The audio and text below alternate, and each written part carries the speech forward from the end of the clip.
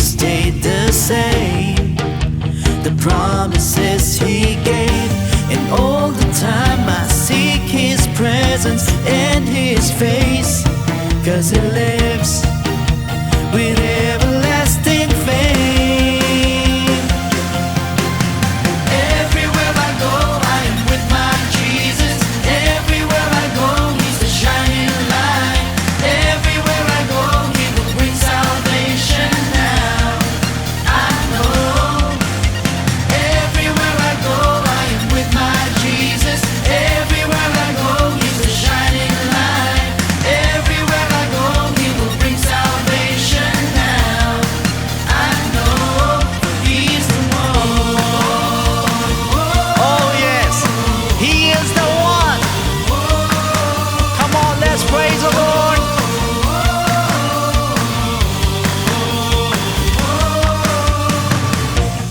He gives grace to those who pray. Never be afraid. He's the potter, I'm the clay. He will hold my faith, and all the time I seek His presence and His face, 'cause He lives with everlasting fame. Everywhere I go, I am with my Jesus. Everywhere I go, He's the shining light. Everywhere I go, He will bring salvation now. I know. Everywhere I go, I am with my Jesus. Everywhere I go, He's the shining light.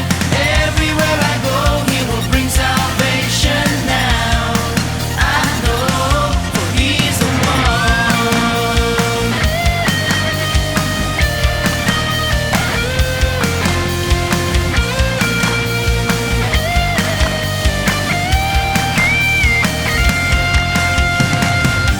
And all the time I seek His presence and His face, 'cause He lives with everlasting fame. Yeah, yeah. Everywhere I go, I am with my Jesus. Everywhere I go, He's the shining light. Everywhere I go, He will bring salvation now. I know. Everywhere I go, I am with my Jesus. Everywhere I go, He's the shining light. Everywhere I go, He will bring salvation now. I know. Everywhere I go, I am with my Jesus. Everywhere I go, He's the shining light. Everywhere I go, He will bring salvation now. I know, for He's the one. Hallelujah. He's the one.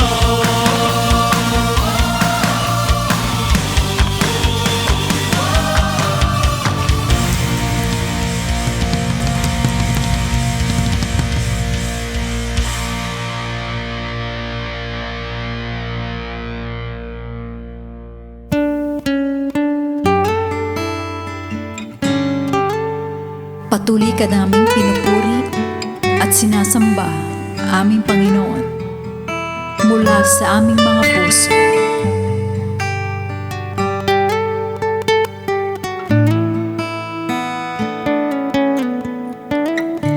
Panginoon, kay buti mo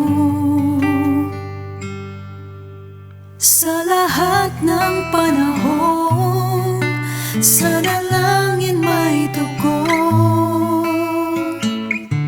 Dakilang iyong biyaya, ang pag-ibig mong alay, aking sinasaysay. Panginoon, kay buti mo sa lahat ng panahon, sa dalangin may tugon.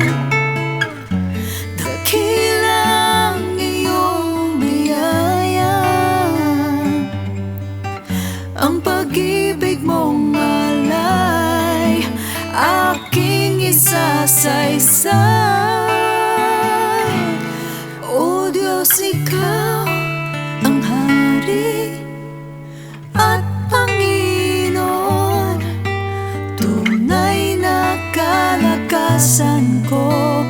gabay kang totoo.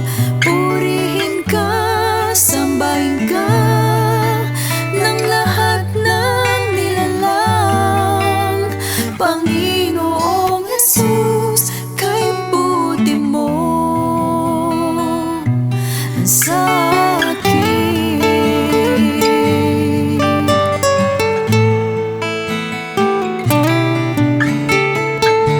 Panginoon ng buhay ko, Diyos na makapangyarihan, aking kaligtasan. Pag-ibig mo'y di magmamaling, ang kabutihan mong alay aking tinataglay.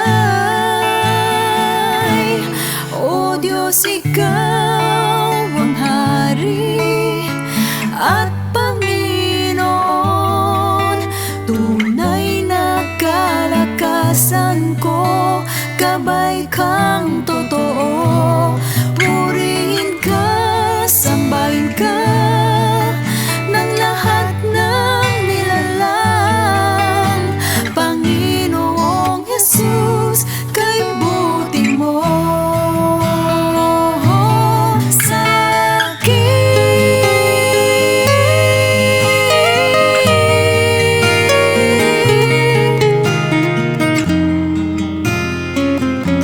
Purihin ka, aming Panginoon. Ang kabutihan mo di magbabago habang panahon. Salamat sa pag-ibig. O Diyos, ikaw ang hari at Panginoon, tunay na kalakasan ko, gabay kang totoo. Purihin ka, sambahin ka ng lahat ng nilalang. Panginoong Jesus, kay buti mo. O Diyos, ikaw ang hari at Panginoon, tunay na kalakasan ko, gabay kang totoo. Purihin ka, sambahin ka ng lahat ng nilalang. Panginoong Jesus, kay buti mo sa akin.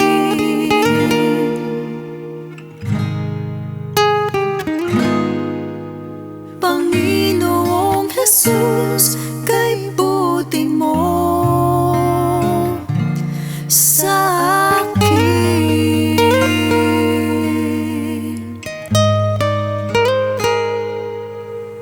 Maraming salamat po, aming Panginoon Jesus.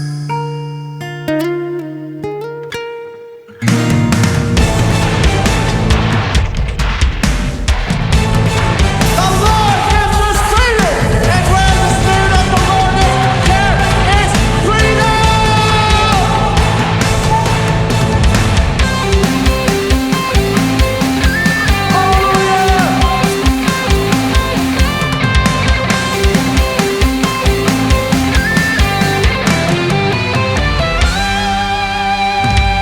All nations are praising the Holy One who set us free from our sins. We gather for one aim, to give back glory to your name. Blessed be the Lord, oh Most High. We proclaim you as the one and only God. All praise is yours. Your victory has set us free. Your victory is our freedom, our freedom. Your victory is certainty. Your victory is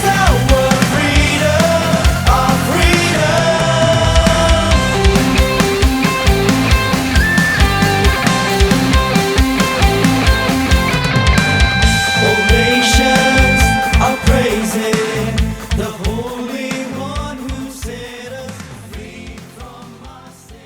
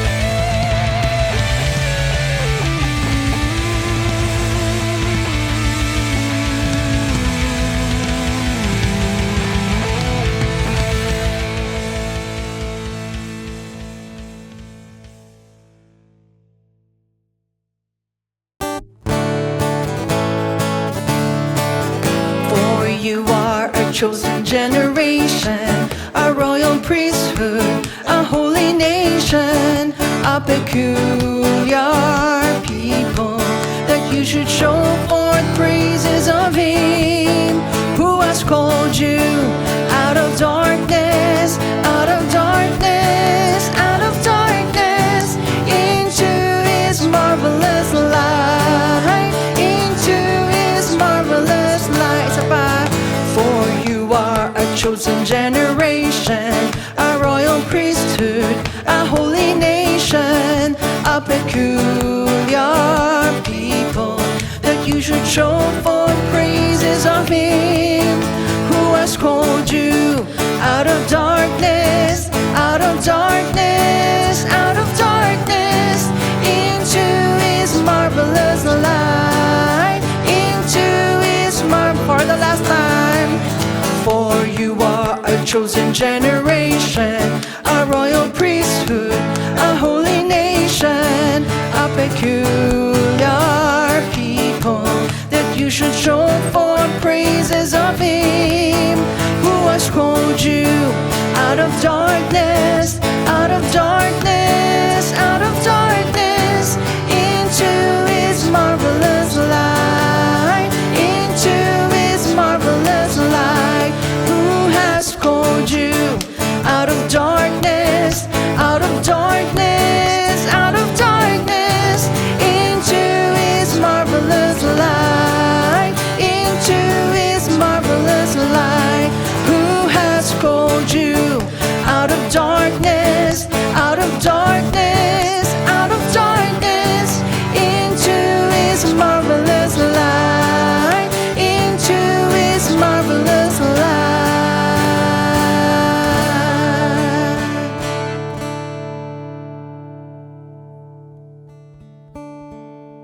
Praise the Lord sa pumapagpalang gabi sa inyo po lahat. Maraming salamat sa ating Panginoon for this wonderful opportunity na binigay niya po sa akin para makapaghayag po ng kanyang kabutihan at makapaghayag po ng kanyang po mga salita. At salamat din po sa ating pong beloved Bishop Louie and Pastor Norma for allowing me to stand before you. At ngayon po ay may panibago na naman po tayong pag-aaralan, pero bago tayo po malaot po sa ating pong study, iyuko muna natin po ang ating pong mga maulo at tayo po muna humingi ng gabay sa ating Panginoon. Lord, we thank you so much, Panginoon, for this wonderful time na binigay niyo po sa amin na muli makapag-aral ng mga salita mo. Patuloy, samahan mo kami. You give us your wisdom, your knowledge, your understanding, Panginoon.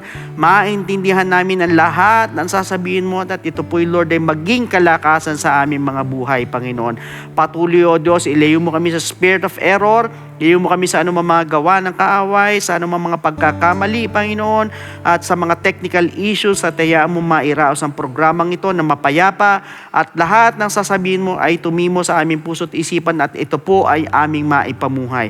Patuloy, O Diyos, dalangin namin yung mga kapatid namin na galing sa trabaho, pauwi pa lang sa kanilang mga bahay, ay mong umabot po sila sa aming pag-aaral. Maraming salamat po. We claim the victory today in our lives. In Jesus' name, Amen. Praise God. Last week, tinuruan po tayo ng ating Panginoon on how we are going to take advantage of every situation para makapag-share po tayo ng gospel. Kaya po talagang dapat sinasamantala po natin yan, yung lahat po ng mga pagkakataon. But meanwhile tonight, a new lesson awaits us as we tackle about living in the levels of victory. Yan po ang pag-uusapan po natin. Now, ang sabi po sa 1 Corinthians chapter 15, verse 57, "But thanks be to God who gives us the victory through our Lord Jesus Christ." For your information, the Christian life is a never-ending warfare between believers at yung po mga evil forces of darkness.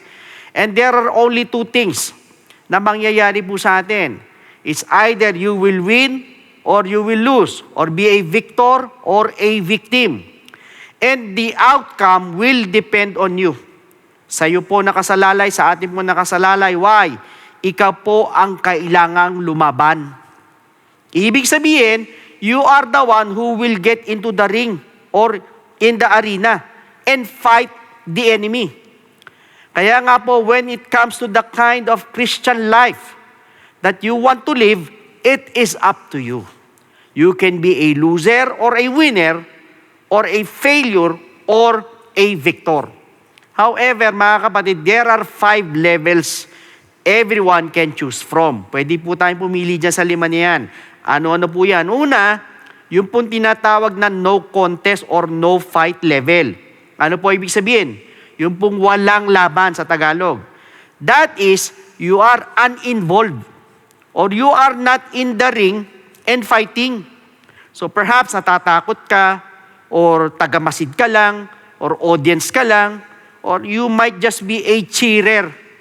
So, you can make a lot of noise. Nag-cheer ka, pwede naman.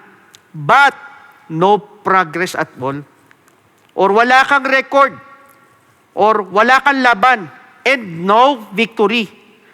However, you will only win or become victorious if you fight. Kaya nga po sinabi po ni Apostle Paul kay Timothy po, fight the good fight of faith. For your information, si Apostle Paul po was a fighter.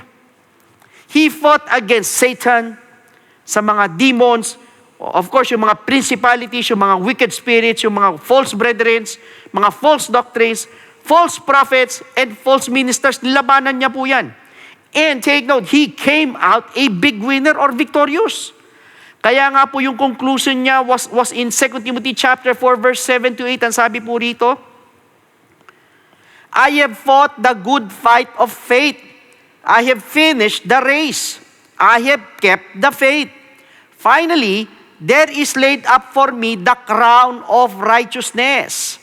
So brothers and sisters, I just want you to know that there are many Christians po na hindi po nananalo dahil hindi po sila lumalaban. Ang iba po, they're just plain churchgoers or perhaps ordinary members lang po.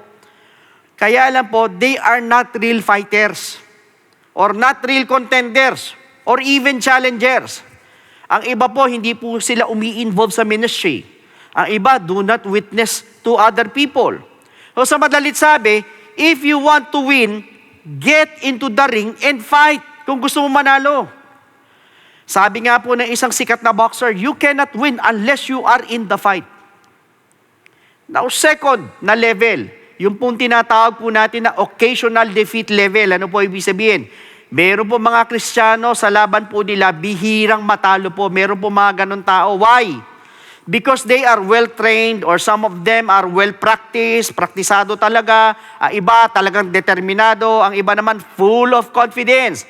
And ang iba naman po, nandun po yung endurance po sa kanila. So natanalo po sila at natatalo sila. Pero take note, bihirang matalo. Mas lamang po ang panalo.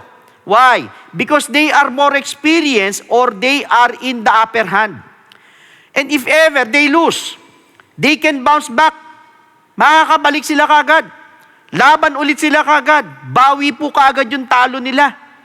Kaya nga po, meron po siyang defeat, pero mas madami po yung victories. But this is actually, mga kapatid, this is not the best level. Bakit ko po sinabi? Why be defeated when you can always win?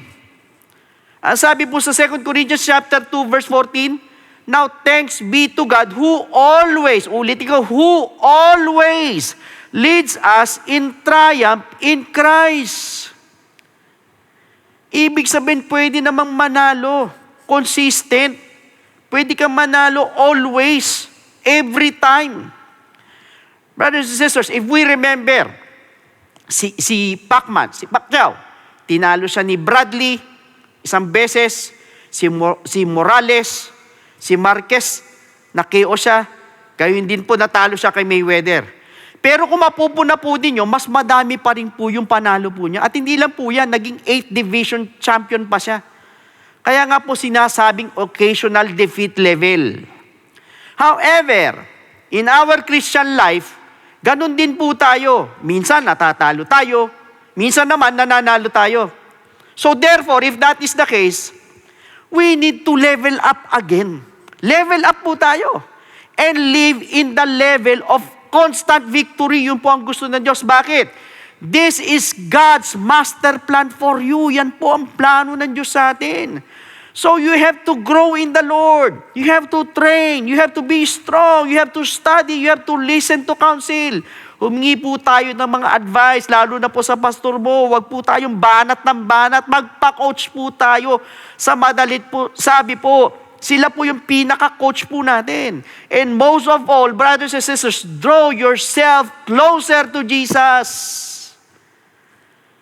Now, meanwhile, pangatlo po, yung pong tinatawag na always a defeated level. Ano po ibig sabihin?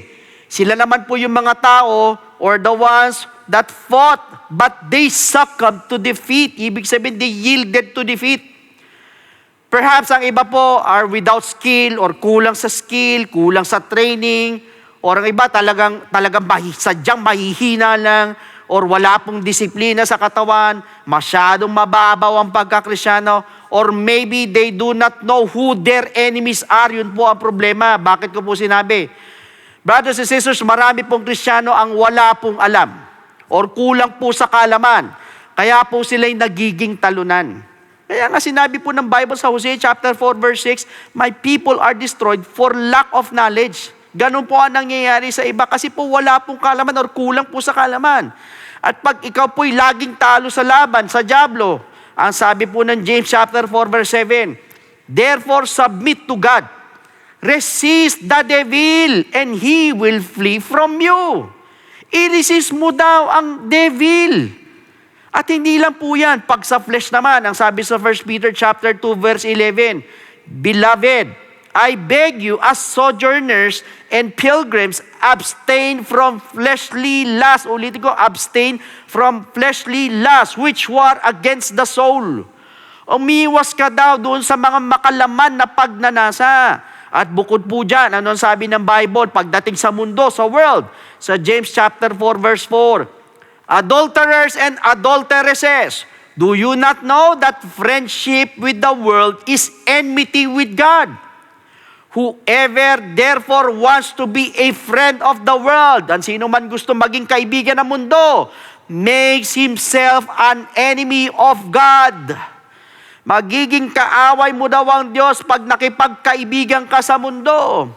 That is why, brothers and sisters, I just want you to know that we need to level up. Be strong in the Lord and in the power of His might. Kaya nga, why live in constant defeat when you are destined for victory?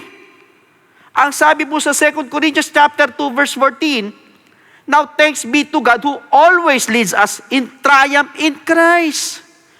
Ibig sabihin, God wants you to be a victor or a winner or be triumphant and undefeated. But then again, it is up to you. Huwag po tayo maging katulad ni Demas sa 2 Timothy chapter 4 verse 10. Ang sabi po rito, for Demas has forsaken me, having loved this present world, and has departed for Thessalonica. Ibig sabihin, he became a loser or a victim of the world. Ganun po ang nangyari sa kanya. Meanwhile, punta po tayo doon sa pang-apat na level. It is about the occasional victory level. So, ibig sabihin, yung pong nagwawagi ka, nananalo ka, pero minsan-minsan lang. Bakit? Other people seldom fight. For your information, pag minsan ka lang lumaban, minsan ka lang din pong mananalo. Pero pag lagi kang lumalaban, lagi kang mananalo. So para pong ganito, pag minsan ka lang pumunta ng dagat para manghuli po ng isda, minsan ka lang din makakahuli. Pero pag araw-araw ka manghuhuli, pupunta ka ng dagat, manghuhuli ka everyday, tiyak araw-araw ka din makakahuli ng isda. So in our Christian life, brothers and sisters, palagi meron pong laban. Against kanino? Of course, against Satan, against sa mga sa sarili natin, sa laman natin, sa flesh, and sa mundo. So, hindi po ito occasional or seldom battle. It is not during Sundays only, or during fasting days po natin, or even during any church activity po natin. It is a daily basis. Araw-araw po yan.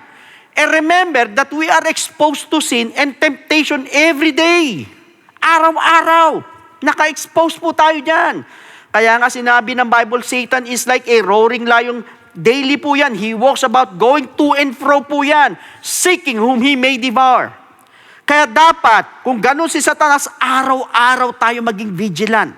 Araw-araw dapat nagbabasa tayo ng Biblia. Araw-araw nagpapakover tayo ng dugo ng Panginoon. Nagpapaguide po tayo through prayer. Nagpapaguide tayo sa Lord. Ganun po dapat para araw-araw din po tayo nagtatagumpay. In fact, Apostle Paul was aware of this sa daily fight na ito. Kaya niya po sinabing, I die daily. Kaya lang, the question is, how come there are Christians have occasional victory? Bakit meron mga ganun mga Kristiyano na nandun yung occasional lang yung victory nila? Bakit? Dahil occasional lang din po kasi yung laban nila. Kaya ano po nagiging resulta? Kulang sa galing, kulang sa endurance, kulang sa tiwala, kulang sa practice, or mas magaling or mas malakas yung kalaban, o dili kaya kulang sa preparasyon. Brothers and sisters, truth be told, pag kulang ka sa preparasyon, malamang sa malamang, matatalo ka. So that means, this is not the ideal level. Napunta po tayo sa pang-5 level. This is what we call the constant victory level. For your information, a person who lives in this level will enjoy victory after victory. Bakit ko po sinabi? Now, for the 4th time, quoting 2 Corinthians chapter 2, verse 14, ang sabi po rito, now thanks be to God who always lead us in triumph in Christ, and through us diffuses the fragrance of His knowledge in every place. That means, He has total control over His enemy. Mas skillful po siya, mas malakas po siya, more experienced po siya, at more durable po siya. At alam niya po yung kanya pong capacity, at yung pong kapasidad po ng kanyang kalaban. So, he is durable, he is flexible, and untouchable. Para po siyang yung boksingero, si Rocky Marciano, kung kilala po ninyo, who retired undefeated, imagine. Nagretiro na walang talo. And I just want you to know that a Christian who lives in constant victory, unang-una is full of the Holy Ghost. As found in Luke chapter 24, verse 49, basahin po natin. Behold, I sent the promise of my Father upon you, but tarry in the city of Jerusalem until you are endued with power from on high. So, punong-puno ka ng Holy Ghost. Pangalawa, He is full of the Word. Yung salita ng Diyos sa Psalms 119:11, Your Word I have hidden in my heart. Yung mga salita mo na tinago sa puso ko, that I might not sin against you. At hindi lang po yan, He does not tire out. Hindi po basta-basta kaagad napapagod, nauubos or nauupos. Na binanggit po sa Galatians chapter 6 verse 9. And let us not grow weary while doing good. Huwag ka daw mapagod sa paggawa na mabuti. For in due season, we shall reap if we do not lose heart. Pag hindi ka napagod, hindi ka nawalan ng pag-asa. Pang-apat, He is harm-proof. Ang sabi po sa Luke chapter 10 verse 19, Behold, I give you the authority to trample on serpents and scorpions, and over all the power of the enemy, and nothing shall by any means hurt you. Walang makakasakit sa'yo. At hindi lang po yan, pang-lima, He is angel protected. Imagine that in Psalms 34 verse 7. The angel of the Lord encamps, nakapalibot all around those who fear Him and delivers them. Pang-anim, He has dominion over Satan in Mark chapter 16 verse 17. And these signs will follow those who believe. In my name, they will cast out demons. Sa pangalan ng ating Panginoong Jesucristo, magpapalaya siya ng demonyo. Pampito, He has dominion over oneself. In Galatians chapter 5 verse 16, I say then, walk in the Spirit, and you shall not fulfill the lust of the flesh. Pangwalo, He has dominion over the world in 1 John chapter 4 verse 4. You are of God, little children, and have overcome them, because He who is in you is greater than he who is in the world. And most of all, pang-siyam po, He is not easily offended, or yung pong tinatawag na tisod proof. Ang sabi po sa Matthew chapter 15 verse 26, But He answered and said, It is not good to take the children's bread and throw it to the little dogs. Brothers and sisters, imagine Canaanite woman po ito. Nireject po siya ng Lord. Ininsulto po siya kung tutuusin, pero hindi kaagad natisod. Ibig sabihin, how much more pagka-Kristyano? Hindi po tayo dapat matitisurin or hindi po tayo dapat madaling matisod. Kaya lang, brothers and sisters, the question is, how are we going to live in a constant victory? Unang-una, always be engaged in a fight. Lilinawin ko po, hindi po ibig sabihin tayo po'y makikipag-away araw-araw. Na literal po na away, kundi yung fight na sinasabi, lumalaban po tayo sa buhay. Lalo na po, sa kaaway po natin, walang iba po, kundi po ang demonyo or si Satanas po. Ang sabi po sa Ephesians chapter 6 verse 12, For we do not wrestle against flesh and blood, ayun po, but against principalities, against powers, against the rulers of the darkness of this age, against spiritual hosts of wickedness in the heavenly places. Brothers and sisters, yan po ang kalaban po natin. Hindi po natin nakikita yung mga spiritual forces of darkness. Kaya nga po, ang sabi po ni Carlos Cozel, ang sabi niya, without struggle, there is no victory.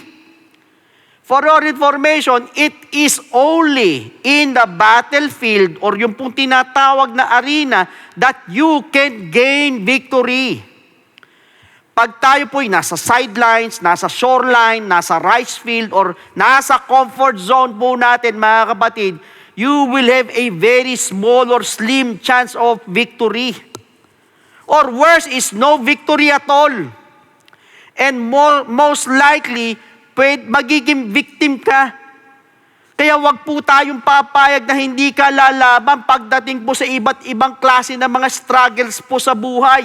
Yung mga iba't ibang klaseng hardships po sa buhay. Dapat palaban ka. Second, yung pong continued training and practicing. Ang sabi sa Luke chapter 6 verse 40, A disciple is not above his teacher, but everyone who is perfectly trained, ulitin ko, but everyone who is perfectly trained, ibig sabihin dumaan sa training, will be like his teacher. For your information, a person who wants victory always trains or practices. Ganyan po isang tao na gusto manalo. Pirmi nagpa-practice siya, pirmi nagte-training niya. Walang ginawa yun kundi mag-practice at mag-training. Kung mapupuna po ninyo yung mga prominent na mga athletes po, alam nyo mga kapatid, sila po, malayo pa po ang laban. Months pa po, perhaps ang laban yan, nagte-training na po yan. Practice na practice po yan, training po yan dyan, nagdidisiplina sila, gigising sila na maaga, nagdadayat sila, hindi sila kakain maghapon, magte-training na yan, mag-e-ensayo yan. Kaya nga po, ibig sabihin, wag po tayo maging idle, na wala po tayong ginagawa. But rather, we need to keep ourselves busy. Busy saan? By winning souls for Jesus Christ. Gumawa tayo sa ubasan ng ating Panginoon and attend our church activities. Ang dami nating mga activities. Andyan ang New Gen, andyan ang Yapper, andyan ang mga 1FCs natin, andyan yung mga fastings po natin, andyan po yung mga prayer meetings po natin, yung mga Bible studies po natin. Umatin po tayo. Maging busy po tayo sa gawain ng ating Panginoon. Alam nyo mga kapatid, bakit? Napakadelikado po. Pag tayo po'y nanatiling idle, wala po tayong ginagawa sa madalit sabi. Bakit? Kasi po kung minsan, diyan po nakakakuha ng opportunity si Satanas para makapasok po sa mind po natin at kung ano-ano po ipapaisip po sa atin. Kaya nga sinabi ng isang quotation, an idle mind is Satan's basketball court. Imagine, pag wala ka palang ginagawa sa ating Panginoon, nagiging playground pala ni Satanas yan. Yung utak po natin. That is why, do not make yourself idle, but rather do something worth doing for the Lord. Now, pangatlo, know your enemy. Kilalanin po natin mga kaaway po natin. Ang sabi sa 1 John chapter 4 verse 1, Beloved, do not believe every spirit. Huwag ka daw maniwala sa bawat espiritu. But test the spirits. Testingin mo muna yung spirito, whether they are of God, because many false prophets have gone out into the world. Brothers and sisters, ladies and gentlemen, truth be told, you will have a hard time fighting an enemy you do not know. Ang hirap pong lumaban pag hindi mo kilala yung kalaban mo. Sa boxing, sa basketball, sa MMA or mixed martial arts, pinapanood po muna nila yung bawat kalaban po nila. Isa't isa, pinapanood po nila yung posibleng opponents po nila. Bakit? Para malaman po nila yung fighting style. Para malaman po nila yung diskarte. Kaya ganun din po sa atin. Kailangan alamin po natin ang kalaban po natin. Remember, we have 3 major enemies.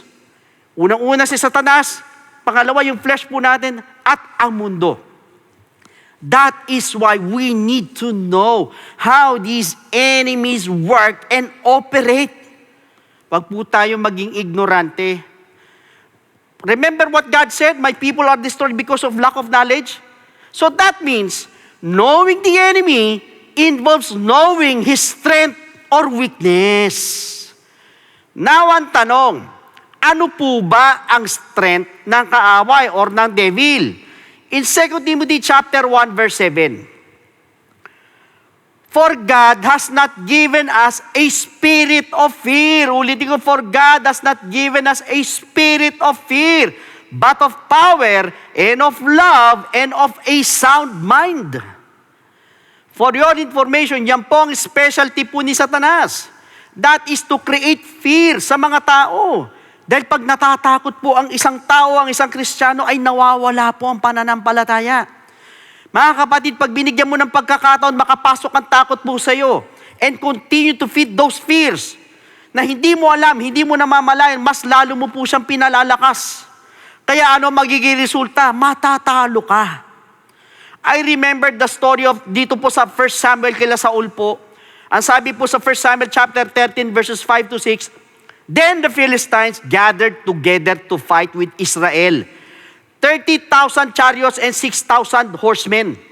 And people as the sun which is on the seashore in multitude.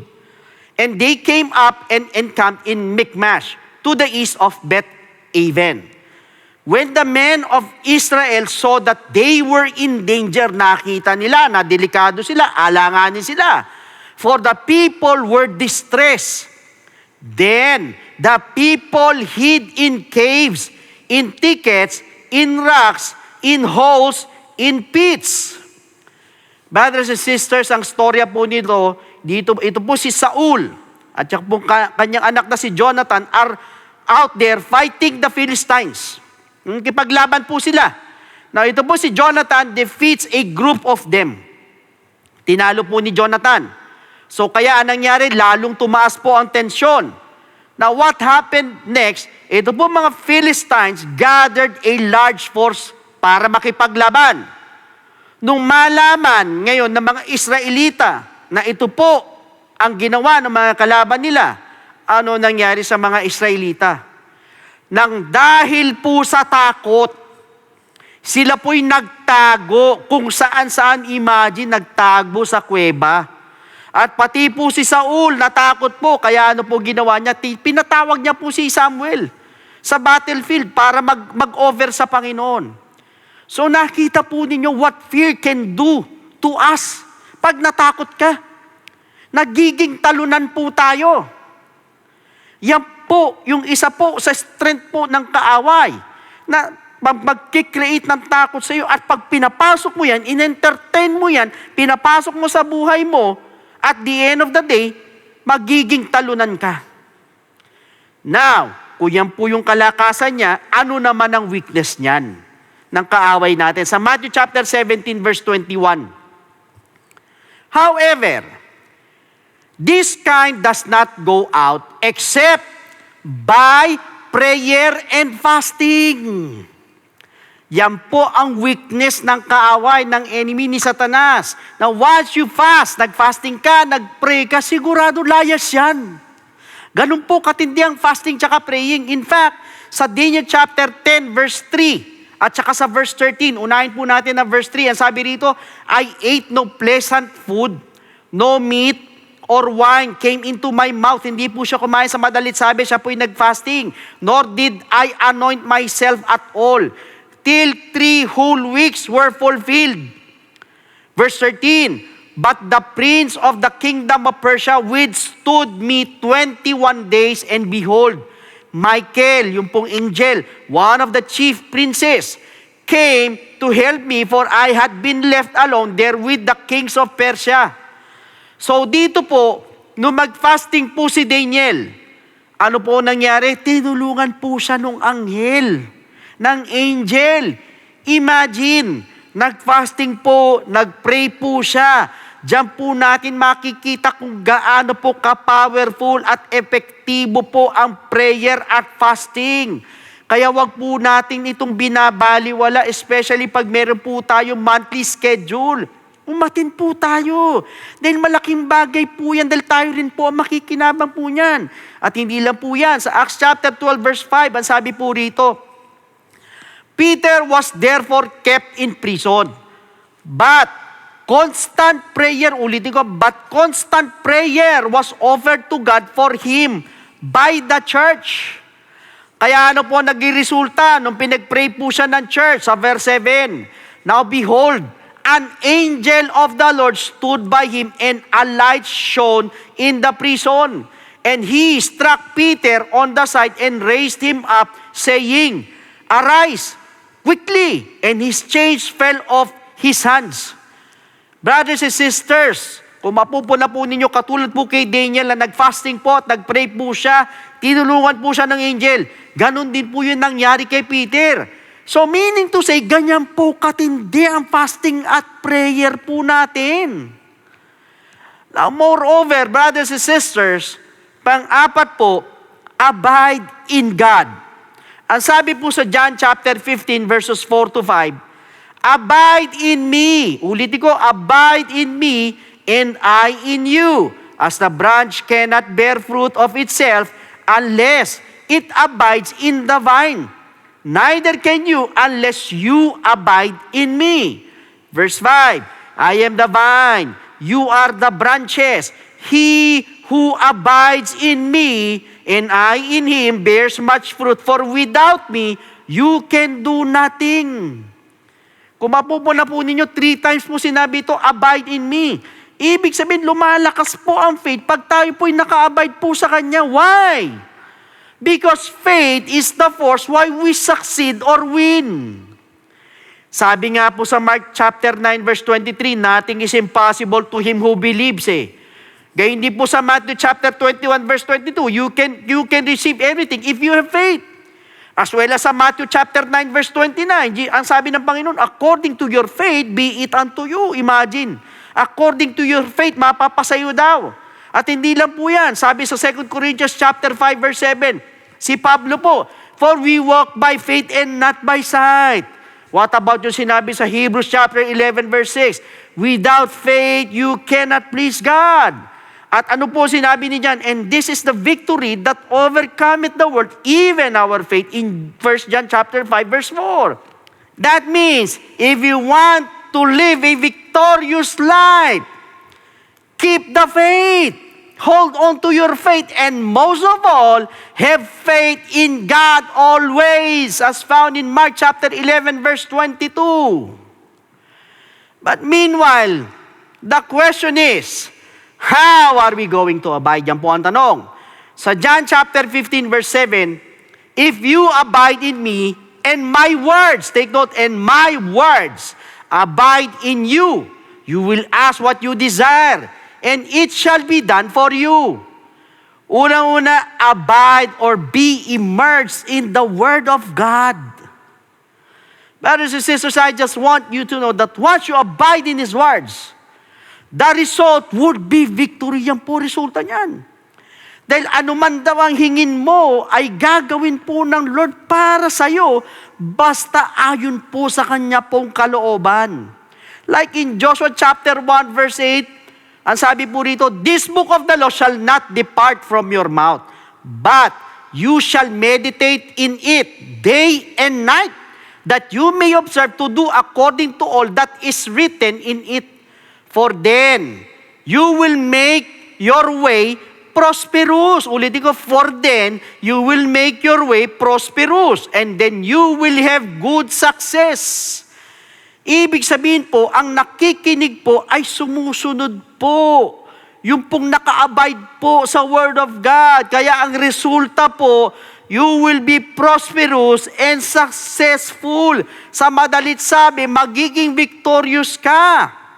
Second, how to abide in Christ. In John chapter 15 verse 9, as the Father loved me, I also have loved you. Abide in my love. Meaning, you must abide in His love. Sa pag-ibig po ng Diyos, mag-abide po tayo. Meaning, sure po ang victory, sure win po tayo if you abide in His love. Why? Because in Romans chapter 8 verses 35 to 37, who shall separate us from the love of Christ? Sino daw makapaghihiwalay sa atin sa pag-ibig ni Kristo? Shall tribulation ba? Or ang kapighatian ba? Or yung pong distress ba? Or yung bang persecution na yan? Or even ito pong famine, yung pong taggutom? Or yung nakedness? Or even peril? Or yung pong sword? As it is written, for your sake we are killed all day long. We are accounted as sheep for the slaughter. Para tayong mga tupa na nandun, papatayin na. Yet, in all these things, sa kabila ng mga bagay na ito, we are more than conquerors through Him who loved us. Ang sabi po sa huli, you are more than conquerors. So sa pamamagitan po ng pagmamahal niya po sa atin, imagine, dahil po sa pag-ibig po ng Diyos po sa atin. Kaya nga po, kung familiar kayo sa story po ni Ruth, sa chapter 1 verse 16 po ng Ruth, just imagine na dahil po sa pagmamahal po ni Ruth sa kanyang biyanan na si Naomi, ay hindi niya po ito iniwan. Na kahit na naghirap na mag-isa na lang po sa buhay, hindi po siya sumuko kahit na yung pong bilas niya iniwanan na po sila. Pero dahil po sa pag-ibig po ni Ruth kay Naomi, di niya po nagawang iwanan yung kanyang biyanan. Sa kabila na sobrang hirap po nila pareho. So ang resulta po, na-conquer po ang kahirapan. Dahil nakapag-asawa po siya ng taong may layunin po ang Diyos. Na sa magiging anak po nila na si Jesse na ama po ni David, na galing po sa lahi po ng ating Panginoon. In fact, yan po ang ginamit po na weapon ng ating Diyos against kay Satanas. Kaya nga po tayo naligtas. Kaya po sinabi po sa John chapter 3 verse 16, for God so loved the world. Ulitin ko, for God so loved the world that He gave His only begotten Son, that whoever believes in Him should not perish but have everlasting life. Ganyan po katindi ang pag-ibig po ng Diyos na kasama po sa susi to live a victorious life. So brothers and sisters, gayon po'y pinakita po sa atin ng Panginoon yung pong iba't ibang klase of living in the levels of victory. And it is up to you to choose kung ano po ang gusto mo. Either you are a winner or a loser, a constant victory or a constant failure. Kayo lang po ang makakasagot po niyan. Now meanwhile, to all our first-time viewers, ngayon po'y napakinggan po natin yung pong topic natin, which I believe kung kayo po ang tatanungin, ang gusto po natin is always on the victorious side. And to achieve victory, you have to abide in the love of Jesus Christ. Kaya lang po ang tanong, sa paanong pong paraan? That is by accepting Him as your Lord and personal Savior and by believing in His gospel for you to be saved, if you want to be victorious. However, pag sinabi po nating salvation, na sabi po sa Ephesians chapter 2 verse 8, for by grace you have been saved through faith, and that not of yourselves, it is the gift of God. So malinaw po na sinabi ng talata that we are saved by grace through faith. Kaya lang po ang tanong, saan po tayo mananampalataya at maniniwala? That is the question. It is found in 1 Corinthians chapter 15 verses 1 to 4. Moreover, brethren, I declare to you the gospel which I preach to you, which also you received and in which you stand, by which also you are saved. Ulitin ko, malinaw na sinabi ng talata, by which also you are saved, if you hold fast that word which I preach to you, unless you believe in vain.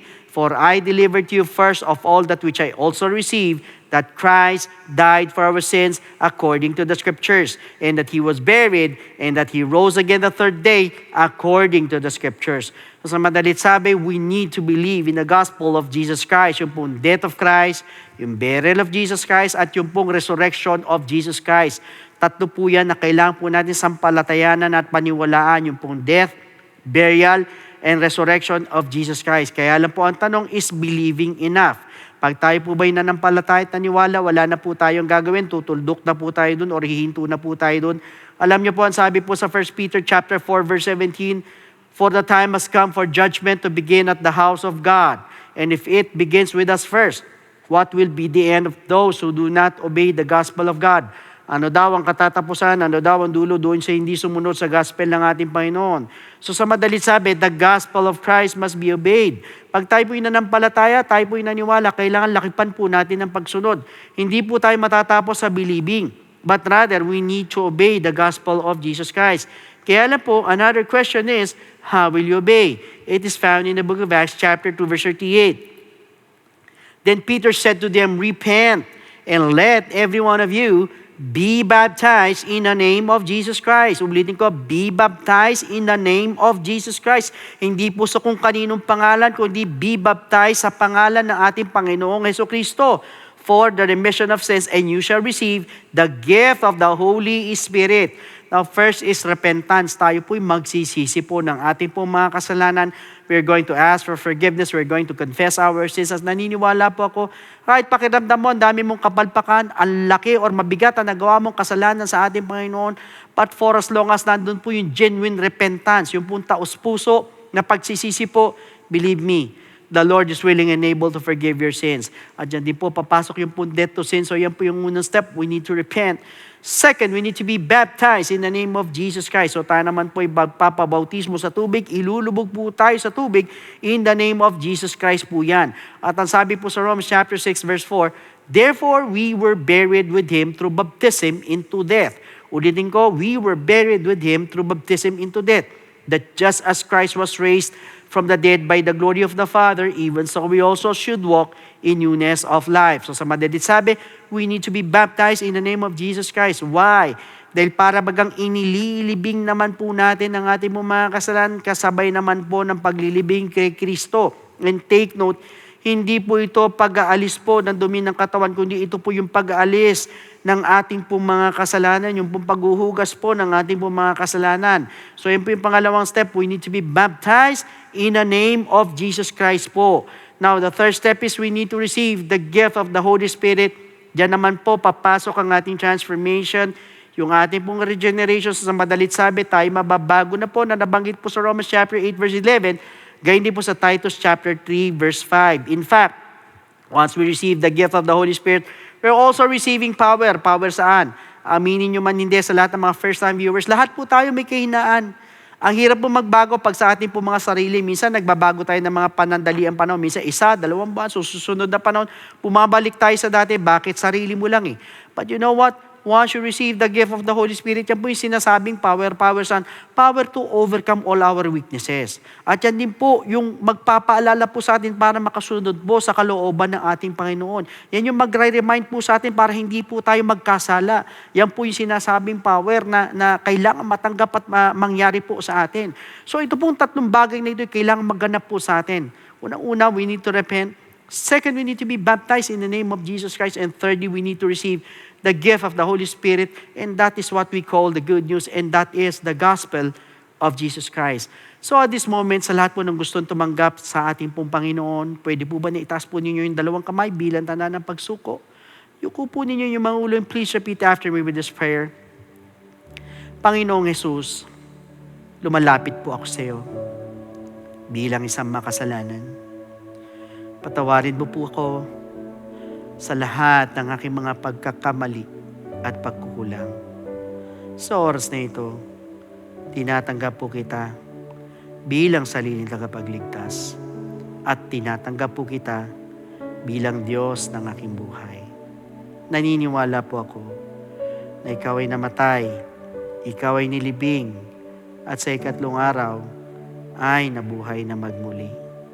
Tulungan mo po ako makapagsimula ng bagong buhay at idagdag mo po ako sa iyong kaharian. Maraming salamat po sa pangalan ni Jesus. Amen. Yan po yung first step. Para sa pangalawang step, andyan po sa baba po ng mga screens po ninyo ang ating po mga telephone numbers. Sa lahat po mga interested po magpabaptize, pwede ko yung tumawag dyan sa mga numbers na yan para makapagpa-schedule po tayo ng water baptism. Or otherwise, pwede po kayo mag-message po directly po sa ating po FB page. Iwan lang kayo ng mensahe para masagot po namin to give you further instructions. Sa pagkakataon po ito, bilang pagtatapos po natin, muli tayo po yung magpasalamat sa Panginoon. Yuko natin ang ating po mga ulo. Lord, we thank you so much for this wonderful message, Panginoon.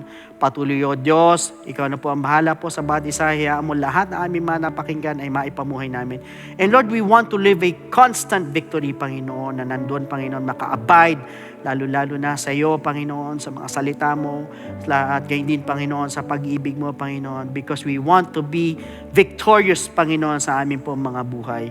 Patuloy, O Diyos, hayaan mo lahat ng mga salitang ito, Lord, ay maipamuhay po namin, taglay-taglay po namin, Panginoon, maalala po namin, Panginoon, and Lord, we look forward sa susunod na linggo sa mga ituturo mo pa po sa amin. Muli, maraming salamat po sa iyo po lahat na kapurihan at kadakilaan in your most precious and wonderful name, in the name of Jesus. Amen. So once again, brothers and sisters, God bless every one of you, and to God be all the glory.